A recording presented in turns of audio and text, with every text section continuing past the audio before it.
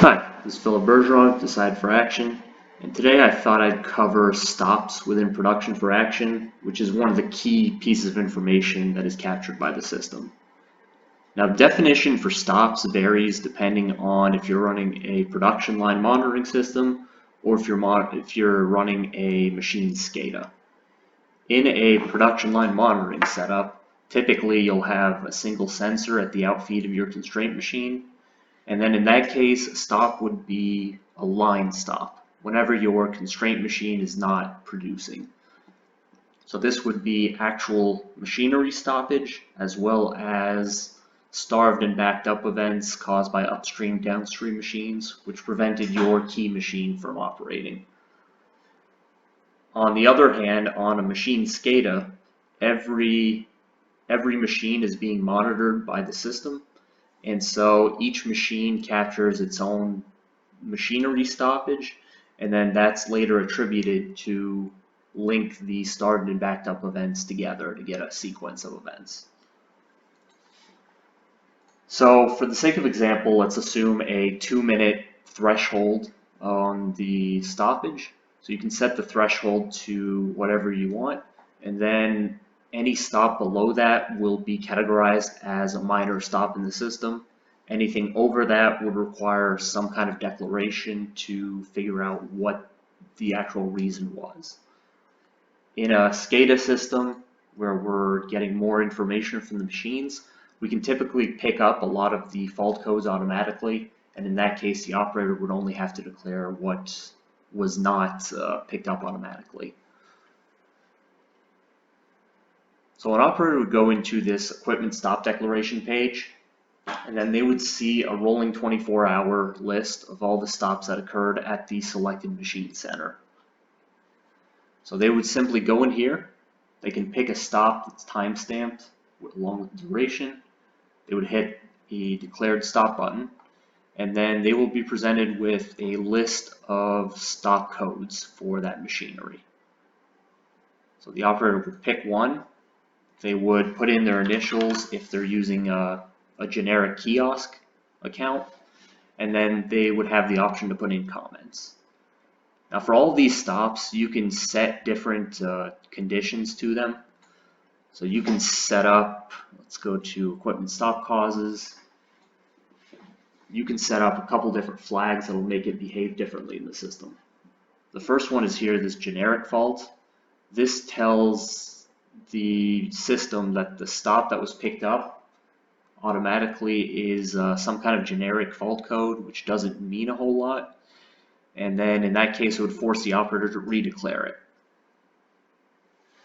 You could have a force comment field, which will force the operator to put in a comment.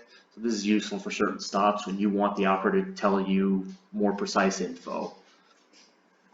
And finally, you have this operator stop. So this is typically for things like push buttons, emergency stops, and things like that.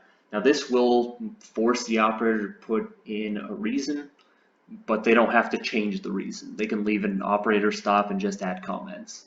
So it's just another way to get a little higher level of detail from that declaration.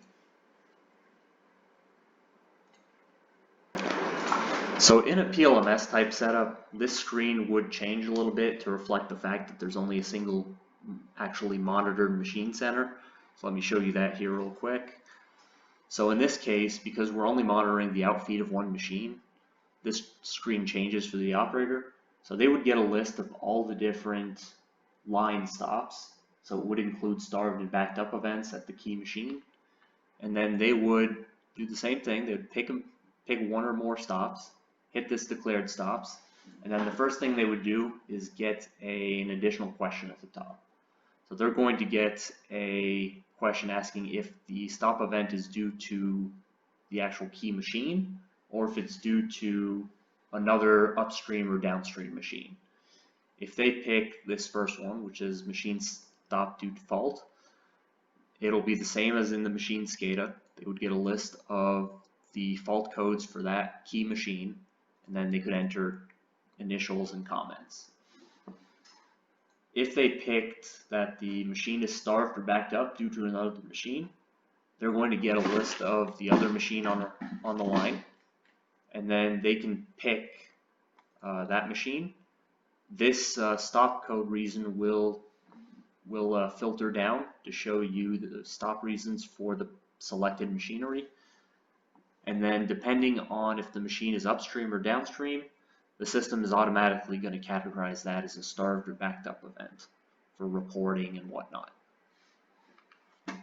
So in both systems, depending on what your permissions are in the system, you'll also have this delete stop, which is useful if you registered a stop due to a malfunctioning sensor or something like that, and you want to delete it out of the system. So this is going to soft delete the stop, so it's always possible to bring it back if somebody made a mistake, but it won't affect your metrics in the report. In a SCADA setup, another useful feature is this toggle PLC fault code.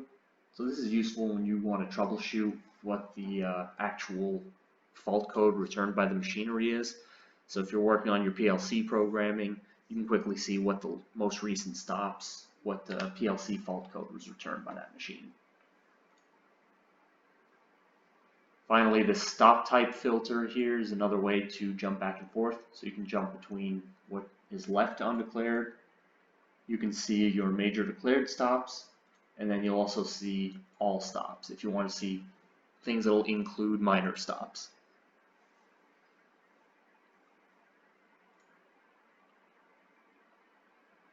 Over here in the top right, you have some different buttons. This line status is just a quick way to go back to your line status display. And over here you have an edit mode. So this will be enabled for system administrators, and when you click on it, it just gives you a date range so you can go back and correct any erroneous data if you notice that during your production meetings.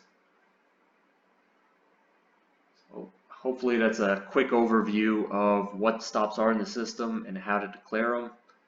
If you have any questions, feel free to reach out at decide4action.com.